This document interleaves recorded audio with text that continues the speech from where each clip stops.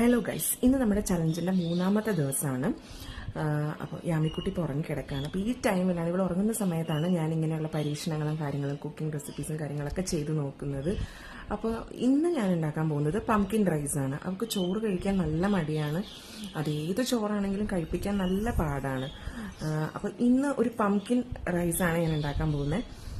അവൾക്ക് വെജിറ്റബിൾസിൽ ഏറ്റവും കൂടുതൽ ഇഷ്ടം മത്തങ്ങയാണ്. മത്തങ്ങ ഏത് രീതിയിൽ ഉണ്ടാക്കി കൊടുത്താലും, ഈവൻ നമ്മുടെ സാമ്പാറിലാണെങ്കിലും അവിയലിലാണെങ്കിലും മത്തങ്ങ മാത്രം എടുത്തു കൊടുത്തു കഴിഞ്ഞാൽ അവൾ ഒരുപാട് കഴിക്കും. അപ്പോൾ ഇന്ന് മത്തങ്ങ വെച്ചിട്ട് ഒരു ടേസ്റ്റി ആയിട്ടുള്ള സിമ്പിൾ ആയിട്ടുള്ളൊരു റൈസ് റെസിപ്പിയാണ് കാണിക്കുന്നത്. സോ അതെങ്ങനെയാണ് ഉണ്ടാക്കുന്നത് നോക്കാം. അപ്പോൾ ചെറുതായിട്ട് മത്തങ്ങ അരിഞ്ഞതും പിന്നെ 3-4 ഉള്ളിയും അരിഞ്ഞെടുത്തിട്ടുണ്ട്. കാരണം മത്തങ്ങ നമുക്ക് ഇങ്ങനെ അരിയുമ്പോഴുള്ള ഗുണം എന്താണെന്ന് വെച്ച് കഴിഞ്ഞാൽ പെട്ടെന്ന് വാടി കിട്ടുകയും ചെയ്യും, താളിക്കാൻ എളുപ്പമാണ്. പിന്നെ കുഞ്ഞുങ്ങൾക്ക് കടിക്കാനും ഇടയ്ക്ക് ഇങ്ങനെ ചോറിൻ്റെ ഒപ്പം കടിക്കാൻ കിട്ടുമ്പോഴും അവർക്ക് ഇഷ്ടപ്പെടും. ഇത് രണ്ടുമാണ് കേട്ടോ എടുത്തിട്ടുള്ളത്. ഇനി നെയ്യിൽ കടുക് പൊട്ടിച്ചെടുക്കുക. ഇനി നമ്മൾ ചെയ്യേണ്ടത്, ഇതിലേക്ക് ആ കുഞ്ഞായിട്ട് അരിഞ്ഞു വെച്ചിട്ടുള്ള ഉള്ളി ജസ്റ്റ് ഒന്ന് വാട്ടിയെടുക്കുക. ഇനി നമുക്ക് ഇതിലേക്ക് അരിഞ്ഞു വെച്ചിരിക്കുന്ന മത്തങ്ങയും കൂടി ആഡ് ചെയ്ത് കൊടുക്കാം കേട്ടോ. പിന്നെ നമുക്കിതിലേക്ക് കുറച്ച് ഉപ്പും കൂടി ഇട്ട് കൊടുക്കാം.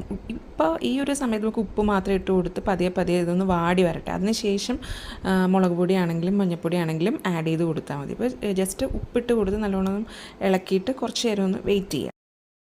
ഇനി കുറച്ച് കാശ്മീരി ചില്ലി ആഡ് ചെയ്യാം കേട്ടോ. ദെൻ അതിലേക്ക് കുറച്ച് മഞ്ഞൾപ്പൊടി കൂടി ആഡ് ചെയ്ത് കൊടുക്കാം.